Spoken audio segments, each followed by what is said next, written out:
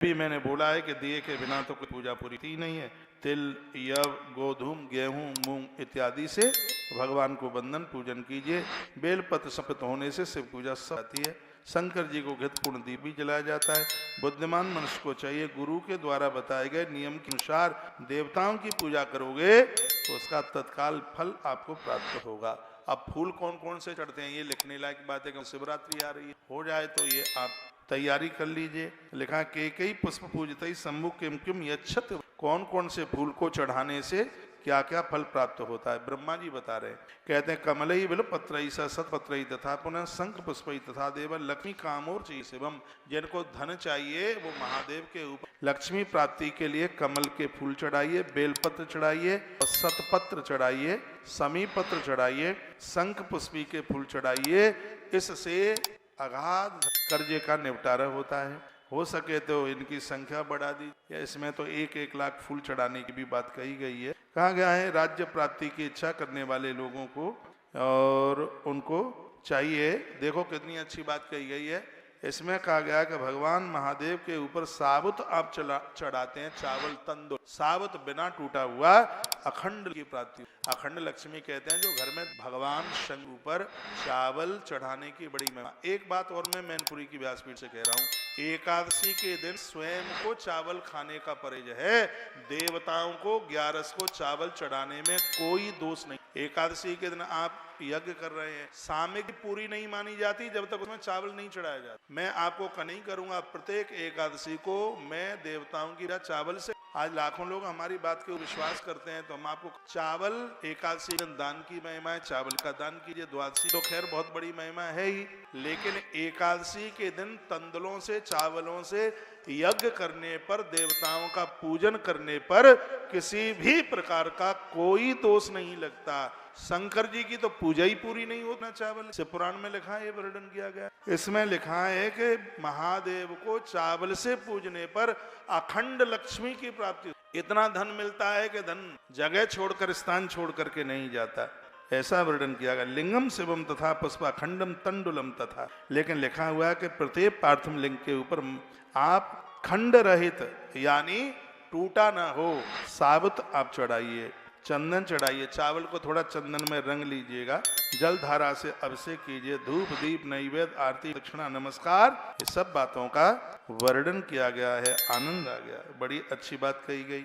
बोलो भक्तुवत्सल भगवान की जय। जिनके दिमाग में ये बैठा है कि भगवान शंकर को तुलसी नहीं चढ़ती, मेरी इस बात को कोई काट के बता दे। मैं श्लोक बोल रहा हूँ, अध्याय 14 रुद्र संहिता सृष्टि खंड का श्लोक नंबर 28 है। इसमें लिखा है कि संसार की वस्तुएं चाहिए और मरने के बाद मोक्ष चाहिए। भुक्ति मुक्ति फलम तस्या तुलस्या पूजिए दधी, तो आप भगवान महादेव को पत्तों से, और आनंद की बात है कि 365 दिन प्रदोष काल में तो पूजा ही पूरी नहीं होती जब तुलसी मंजरी न चढ़ाए तब। और मैं श्लोक संख्या भी बोल रहा हूँ, अध्याय नंबर 14 रुद्र संहिता सृष्टि खंड और श्लोक नंबर 28। इसमें लिखा है भुक्ति मुक्ति फलम, मुक्ति भी चाहिए और धरती के भोग सामग्रियां भी चाहिए। तो आज से ही भगवान महादेव के ऊपर तुलसी चढ़ाना शुरू, तुलसी का पत्र चढ़ाना शुरू दीजिएगा। और एक बात मैं और कहूं, महादेव के ऊपर तुलसी चढ़ाने से जितना पुण्य मिले वो सब आपका, और महादेव के ऊपर तुलसी चढ़ाने से जितना अपराध लगे वो सब मेरा।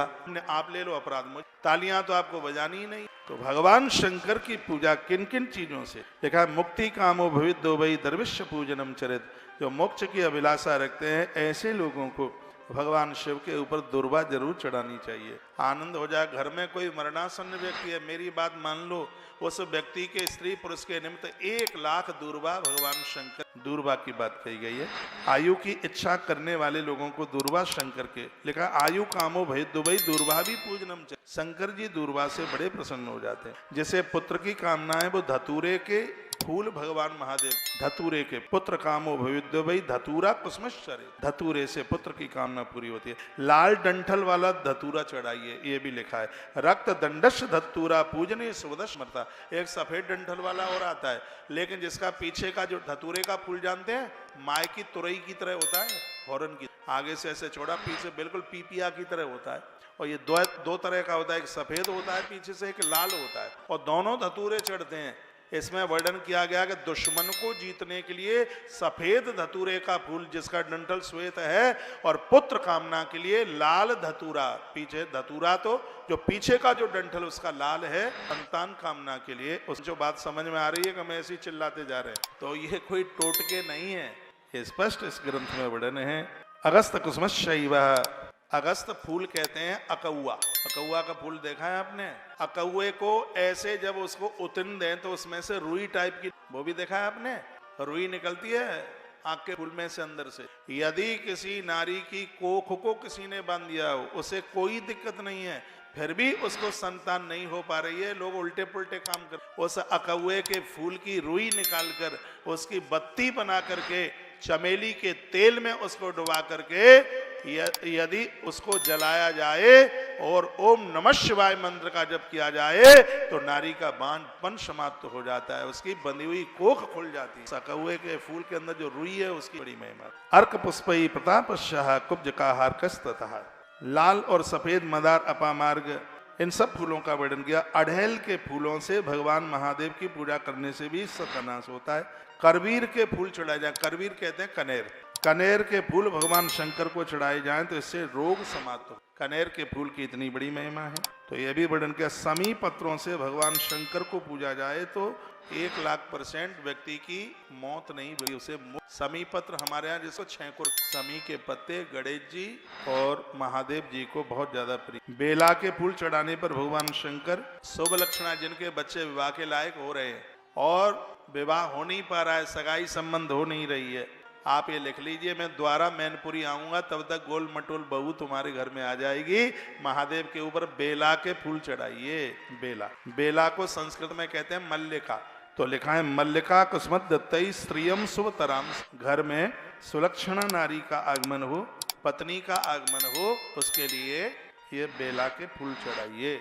फिर लिखा जूही के फूलों से महादेव की पूजा की जाए तो घर में कभी आती है। मैं किसान लोग बैठे हुए हैं, मैं इनको कहना चाहूंगा साल में कुछ दिन आप जूही के फूल भगवान शंकर को चढ़ाएं तो फसल के ऊपर ओले नहीं पड़ेंगे, नुकसान नहीं होगा। ये तो सगरी बातें प्रमाणित है। अन्न की कमी बिल्कुल भी नहीं आएगी। कनेर भी दो तरह के होते, एक कनेर होता है पीला और एक कनेर होता है लाल, और दोनों कनेर भगवान महादेव के ऊपर चढ़ाए जाते हैं। कहते हैं एक कनेर संपत्ति देने वाला है, एक दुश्मनों को परास्त करने वाला है। तो ये बड़ी अद्भुत बातें कही गई। शंकर की पूजा करने से मन निर्मल हो जाता है। फिर क्या लिखा है, बिल्व पत्र तथा लक्ष्य सर्वान कामान मापन्यात। एक बात और आप लिख लें, जिन्होंने मनुष्य का जीवन धारण किया है, शिव महापुराण में लिखा है, उनको अपने जीवन काल में कम से कम एक बार तो 1,00,000 बेलपत्र भगवान महादेव को चढ़ाने चाहिए। लिखा है बेल्व पत्र तथा लक्ष्य सर्व कामान वापन्यात, जिसने 1,00,000 बेलपत्र चढ़ाए हैं उसकी संपूर्ण मनोकामना पूरी हो जाती है। इतनी बड़ी महिमा बेल की है।